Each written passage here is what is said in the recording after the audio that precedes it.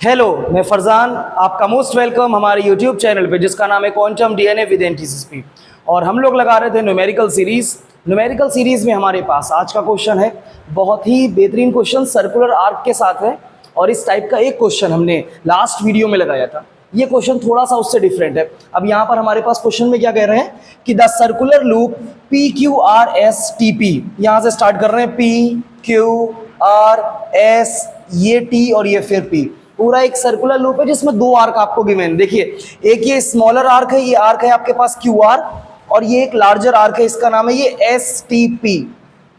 और हमारे पास smaller arc की जो रेडियस है वो है R2, और जो ये लार्जर आर्क है इसकी रेडियस क्या है R1। हालांकि R1 लेसर है R2 से, लेकिन यहाँ पर हमें जो एंगल दे रखा है ये एंगल इस छोटे वाले सेगमेंट का एंगल अल्फा दे के रखा है। आगे पढ़ते हैं, ऑफ रेडियाई R1 R2। तो हमारे पास दो सर्कुलर आर्क है सेगमेंट्स में, R1 and R2, carries A current of I। हमारे पास कितना करंट फ्लो हो रहा है उसमें I करंट, कोई वैल्यू नहीं दी आपको। What is the magnetic field at the centre O। Centre O पर दोनों आर्क की जो मैग्नेटिक फील्ड होगी आपको वो कैलकुलेट करनी है। साथ ही साथ what will be the magnetic field at O if alpha equals 90। पहले तो आपको यहाँ पर सेंटर पे मैग्नेटिक फील्ड कैलकुलेट करनी है, फिर वो आपसे कह रहे हैं कि मैग्नेटिक फील्ड कितनी होगी जब ये अल्फा आपको 90 दिया जाएगा। अच्छा, एक बहुत ज़रूरी सी बात है, हमारे पास दो आर्क है ना, तो हम दोनों आर्क की मैग्नेटिक फील्ड निकालेंगे, फिर उनकी डायरेक्शन देखकर, जैसे लास्ट क्वेश्चन में किया था हमने, अगर डायरेक्शन अपोजिट आने वाली है तो हम उनको सब्सट्रैक्ट कर देंगे, और अगर डायरेक्शन सेम आने वाली है तो हम उनको ऐड कर देंगे। तो हम जल्दी से देखते हैं यहाँ पर अपना क्वेश्चन। और क्वेश्चन हमसे क्या कह रहा है, देखिए क्वेश्चन हमसे कह रहा है, लिख देते हैं यहाँ पर, magnetic field due to arc. कौन सा आर्क है भाई, कौन सा सर्कुलर सेगमेंट है हमारे पास, ये क्यू आर। तो अगर हम आर्क क्यू आर की मैग्नेटिक फील्ड कैलकुलेट करेंगे तो हमारे पास मैग्नेटिक फील्ड निकालने के लिए आर्क का या सेगमेंट का हमने आपको एक फॉर्मूला बताया था। आप लिखेंगे बी, और वो आर्क हमारे पास कौन सा है, क्यू आर, तो हम उसको B1 लिख लेते हैं, ठीक है। तो B1 इक्वल्स हमारे पास आ जाएगा, फॉर्मूला क्या था हमारे पास, म्यू नॉट I अपॉन कौन 4 पाई। ये तो नॉर्मल फार्मूले में रहेगा। फिर हमारे पास क्या था, थीटा बाई आर, याद है ना, थीटा बाई आर। थीटा था एंगल और आर थी हमारे सर्कुलर सेगमेंट की रेडियस। तो अपने पास देखो एंगल कितना दे रखा भाई, अभी अल्फा, वो बाद में अल्फा बराबर 90 रखेंगे। अभी हमको थीटा बराबर क्या दे रखा है क्वेश्चन में, थीटा बराबर अल्फा दे रखा है। साथ ही साथ जो हमारे पास इस केस में ये आर है, ये आर हमारे पास दे रखा है। देखो भाई, इस वाले सेगमेंट की रेडियस कितनी है, R2। तो अब जरा आप इस चीज को अगर देखें तो हमारे पास ये थीटा अल्फा दे के रखा है, साथ ही साथ ये आर जो है इस वाले आर्क के लिए इस रेडियस R2 दे रखी है। तो ये वैल्यूज यहाँ पर जब आप पुट करेंगे तो यहाँ पर ही डायरेक्ट पुट कर दें अगर हम इसमें ही, तो कोई मसला नहीं है ना। आपके पास मेन जो फॉर्मूला है आपको वो बहुत बढ़िया करके पता है। तो हमारे पास हो जाएगा अल्फा बाई क्या हो जाएगा, R2। ये तो हमारे पास फॉर्मूला आ गया due to segment Q R. इस फार्मूला को हमेशा बॉक्स में बंद कर देंगे। लेकिन भाई एक चीज़ बहुत ज़रूरी, हमने आपसे पहले भी कहा था, अगर आप डायरेक्शन पर ध्यान नहीं दे रहे हो तो आपका न्यूमेरिकल बिल्कुल बेकार हो जाएगा, क्योंकि आपको वहाँ पर ऐड या सब्सट्रैक्ट करना पड़ेगा। तो डायरेक्शन निकालने के लिए आप अगर देखें तो आप क्या करेंगे, किसी वायर, किसी सेगमेंट, किसी लूप में आप थंब को रखते हैं in the direction of current, और फिर आपकी जो फिंगर्स कर्ल होंगी वो बताएंगी कि भाई मैग्नेटिक फील्ड किधर है। तो अगर यहाँ पर हम राइट हैंड के थंब को ऐसा रखें, इधर देखिए, इधर करंट के साथ अगर रखें तो यहाँ से अपवर्ड आएगा, यहाँ से अपवर्ड, और यहाँ से कैसा जाएगा, ये डाउनवर्ड जाएगा, ठीक है, मतलब ये इनवर्ड जाएगा। तो हमारे पास ये जो मैग्नेटिक फील्ड है ये कैसी होगी, ये इनवर्ड होगी। ये चीज़ समझ में आ रही है ना। देखिए, थंब को, ये करंट फ्लो हो रही है, ये करंट फ्लो हो रही है, तो थंब को रखना है in the direction of current. तो यहाँ ऊपर से कैसी आएगी, आउटवर्ड, और यहाँ नीचे से कैसी आएगी, इनवर्ड। देखिए ऐसे, ये ऐसे आउटवर्ड, और फिर इधर से वो इनवर्ड जा रही है। तो यहाँ पर भी देखिए ये ऐसा ही सेगमेंट है, यहाँ से आउटवर्ड आएगी और यहाँ से कैसी जाएगी, इनवर्ड जाएगी। तो हमारे पास ये जो फील्ड आ रही है B1, ये छोटे वाले सेगमेंट की ये इनवर्ड है। बहुत बढ़िया। अब अगर इसी चीज़ को हम थोड़ा सा अगर हम इसी चीज़ को दूसरे सेगमेंट के लिए निकालें, दूसरा सेगमेंट हमारे पास जो है, मतलब रेडियस जिसकी हमारे पास R1 गिवन है। आइए ज़रा जल्दी से, तो हम यहाँ पर निकालते हैं। अब हम निकालते हैं magnetic field due to arc. हाँ भाई, कौन सा आर्क है जरा बताइए। अब आर्क का नाम है STP, due to arc STP। तो आर्क STP की मैग्नेटिक फील्ड जब हम कैलकुलेट करेंगे तो वो हमारे पास आने वाली है B2। कितनी आने वाली है? B2।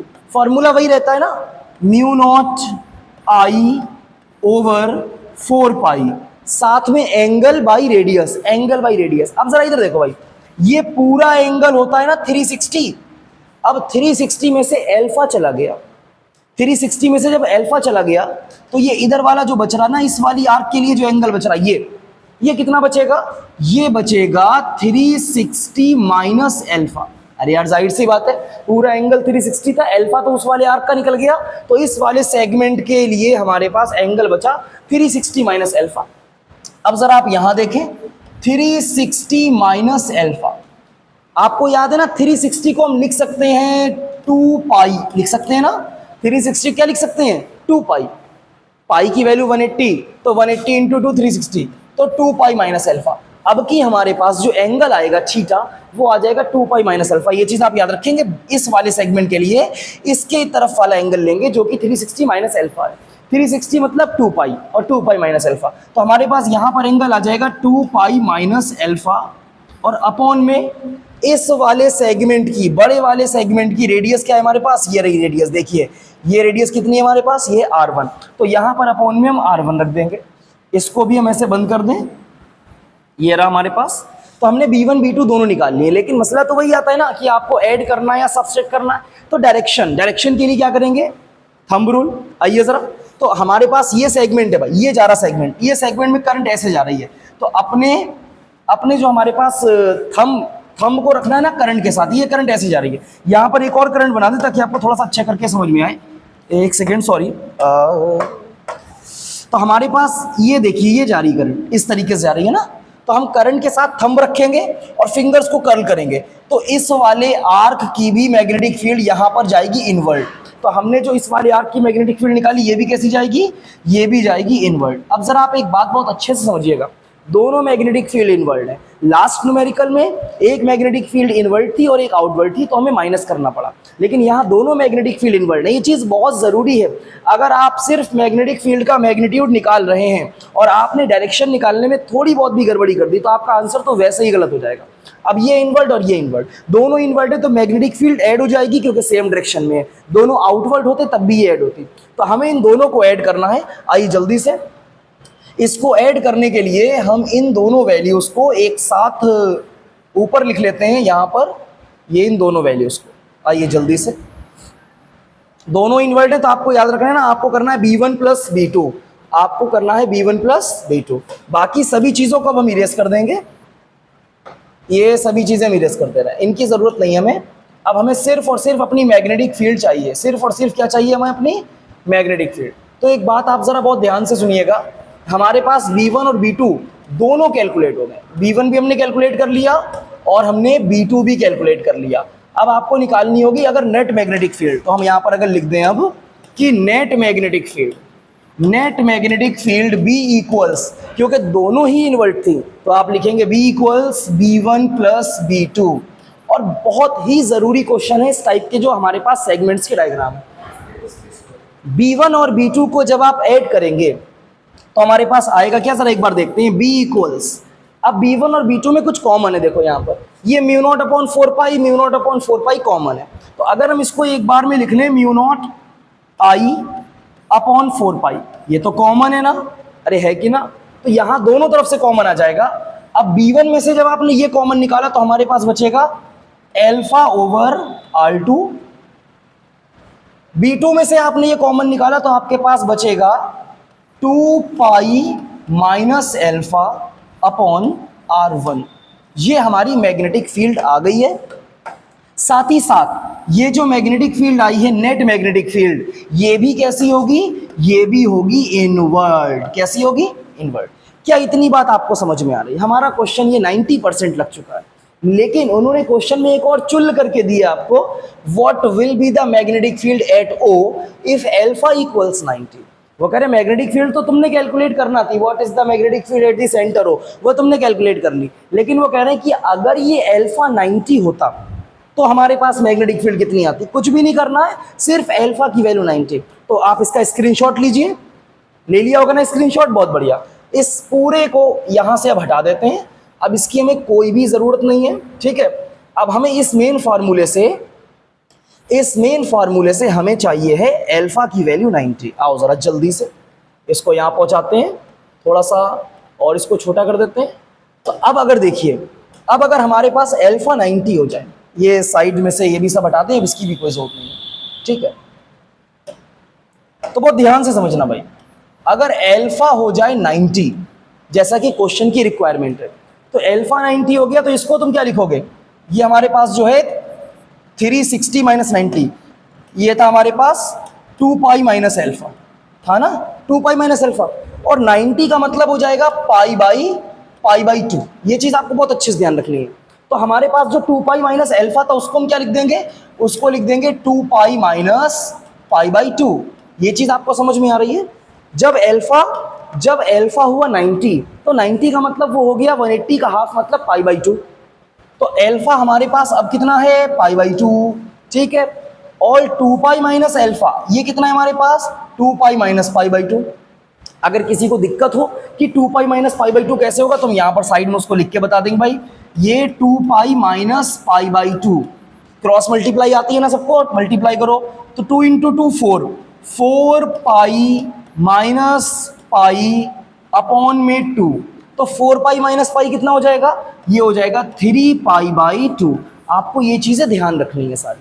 तो हमारे पास 2 पाई माइनस अल्फा जो 2 पाई माइनस पाई बाई 2 आया था, उसकी एक बढ़िया सी वैल्यू हमारे पास आ गई, यहाँ पर ही आगे लिख देते हैं, वो आ गई हमारे पास 3 पाई बाई 2। ये चीज़ें बहुत आपको अच्छे से ध्यान में रखनी है।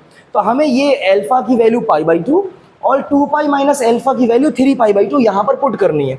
आओ ज़रा वैल्यूज़ पुट करते हैं जल्दी से।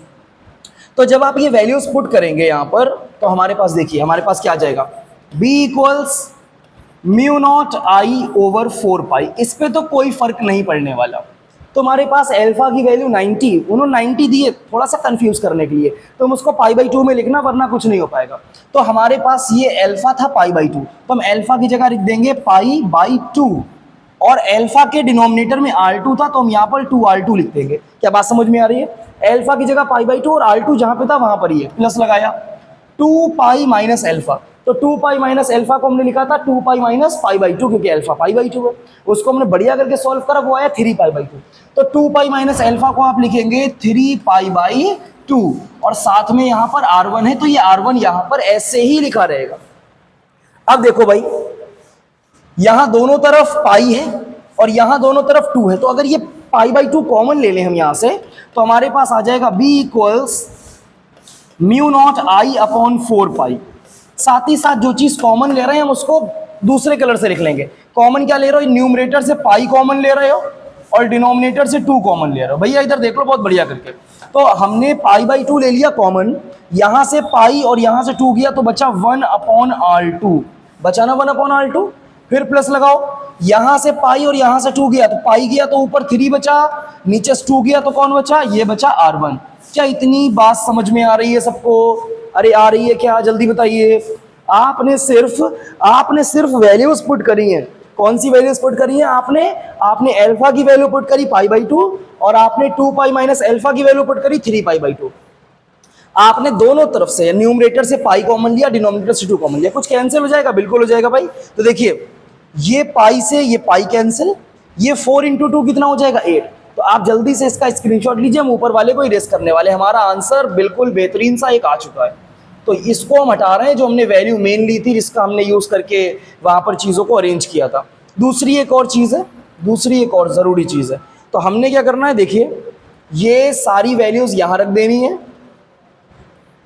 आओ ज़रा जल्दी से देखते हैं। तो हमने जो कैंसिल करना था वो कैंसिल कर लिया, तो हमारे पास b कितना आने वाला है। अब ये देखो म्यू नॉट आई, ये बचा म्यू नॉट आई, पाई तो कैंसिल हो गया, अपॉन में कितना बचा 4 इंटू 2, अपॉन में बचा 8।